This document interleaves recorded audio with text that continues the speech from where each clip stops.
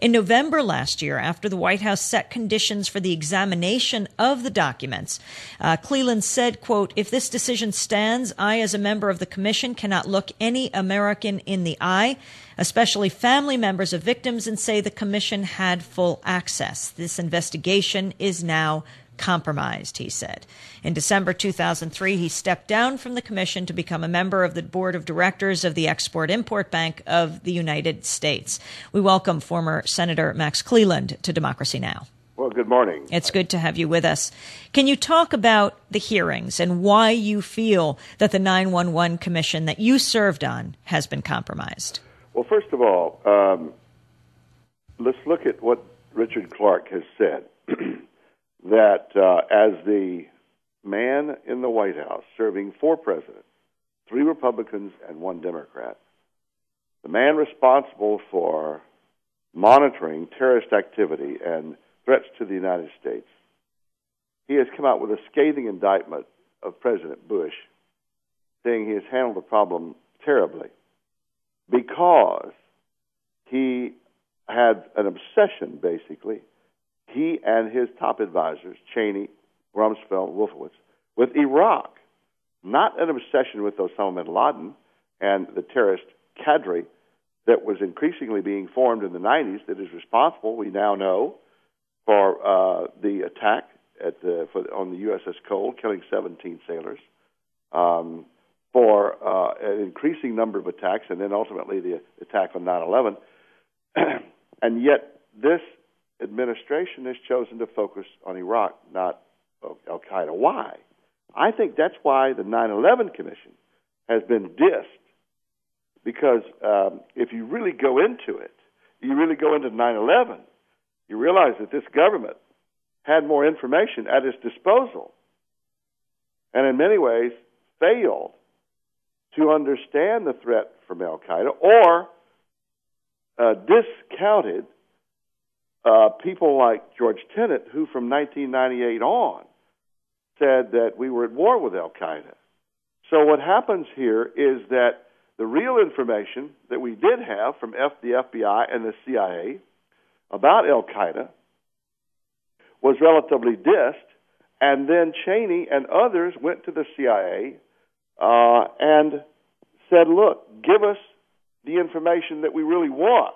And Richard Clarke recounts in his book that the 12th of September, after Condoleezza Rice had put Richard Clarke in charge of the emergency response in the Situation Room, the next day, Richard Clarke goes in the Situation Room and they're all talking about Iraq, not al-Qaeda.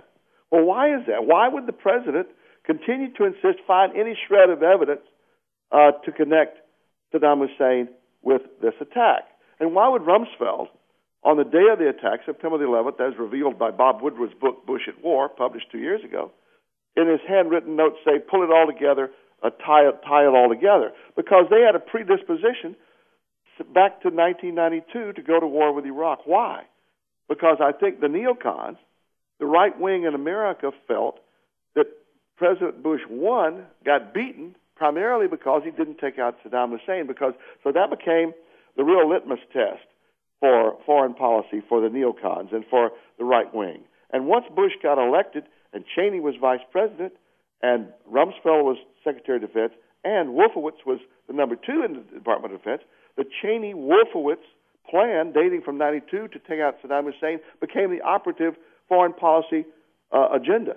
Item number 1, we now know from Secretary O'Neill, a Republican, who was the Treasury Secretary under George Bush for a while, that within 10 days of the inauguration of President Bush, he was talking about invading Iraq. So now, if we really examine 9/11, we find that this administration, President Bush, has used 9/11 and the tragedy to this country and to the families in this country, the over 3,000 people who were lost, used that as an excuse to go after Saddam Hussein, not a reason to create the war in Iraq. So they created a war that they were already predisposed to do, and 9/11 gave them the excuse.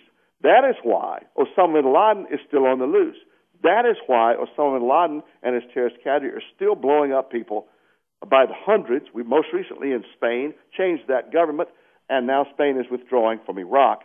I mean, we have a killer and a killer organization on the loose, and this president has chosen another course to pursue because of his own predilections to I guess, avenge his father or follow the neocon path that Saddam Hussein was the real enemy.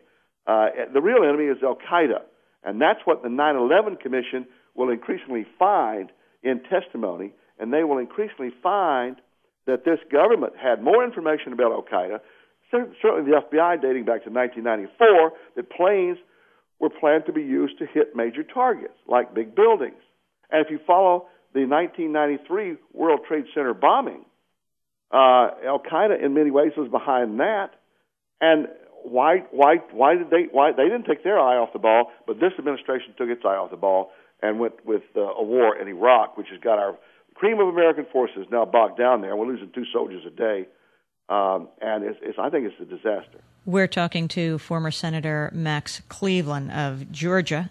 Max Cleland also served on the 9/11 Commission.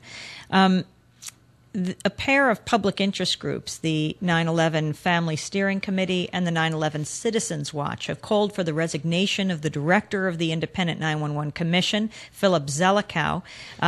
It turns out that in Richard Clarke's book, he revealed how Zelikow participated in Bush administration briefings on al-Qaeda prior to September 11th, and they're saying that this compromises him, since the mandate of the commission was to investigate the source of failures. It is now apparent, they said, why there's been so little effort to assign individual culpability. We can now see that trail would lead directly to the staff director himself. Your response? It's not the staff director's fault. It's White House's fault. President Bush's fault.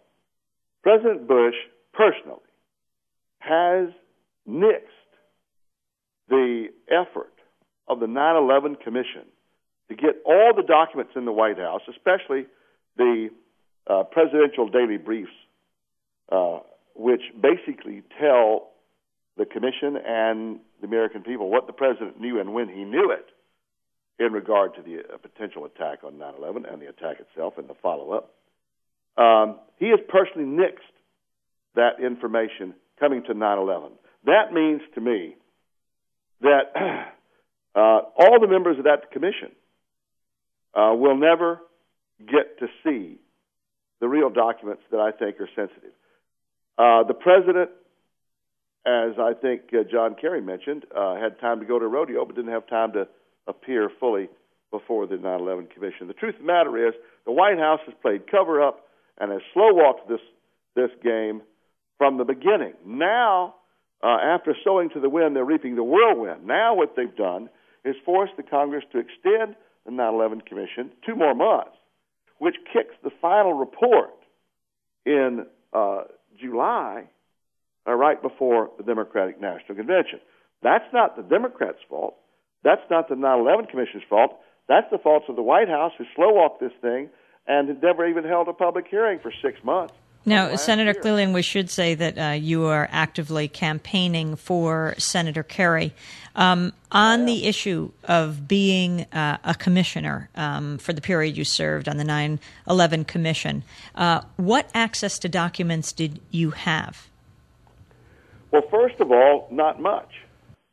While I was there, up through December of last year, and I was on the commission from December 15th of the previous year, 2002, to December this past year. For a year. I was there for a whole year. I was ready to go to work December 15th. You have 10 seconds. The commission had to subpoena the FAA for documents, had to subpoena NORAD for documents, and they will never get the full story. That's one of the tragedies. One of these days we will have to get the full story, because the 9/11 issue is so important to America. But this White House wants to cover it up. Well, I want to thank you very much for being with us, former Georgia Senator and former member of the 9/11 Commission, Max Cleland.